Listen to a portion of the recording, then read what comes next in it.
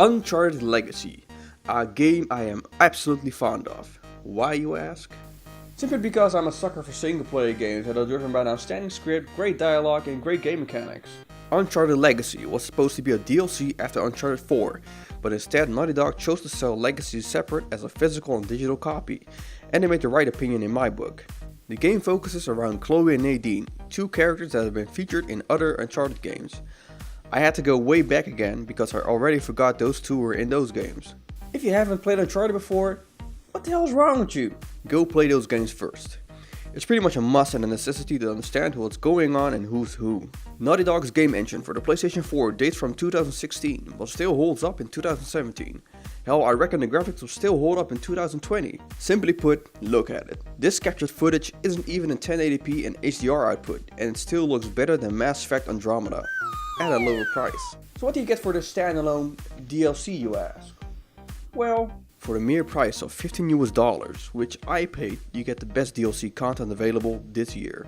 The game reminds me in many ways of the DLC Left Behind from The Last of Us, which centered around protagonists Ellie and Riley. Legacy also revolves around two female lead characters, but their relationship isn't as warm. To be honest, the game drops you in a storyline without any explanation. This might be a bit confusing, as the storyline is played out the further you progress.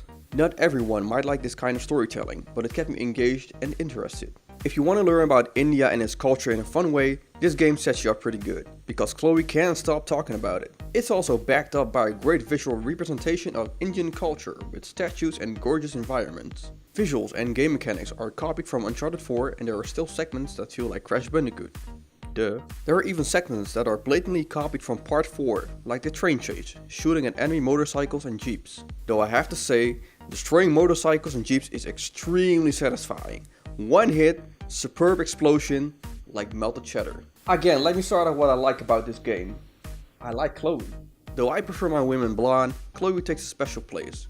She's fierce, can put up a fight, and doesn't take shit, like I like my women. Nadine then again is a good sidekick and only helps when necessary.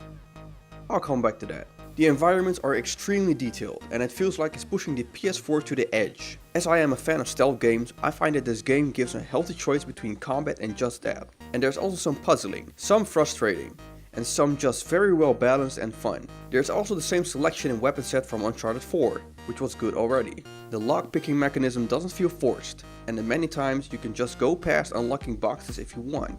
And as you might have seen, the character animation is superb, but no wonder if you've seen the dedication in the motion capturing from the series.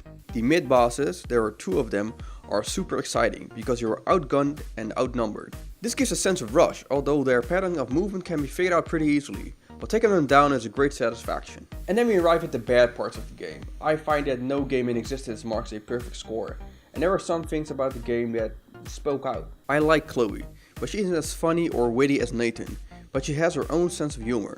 Some jokes hit, some don't. Her joke dialogue seemed more appropriate for a male character though.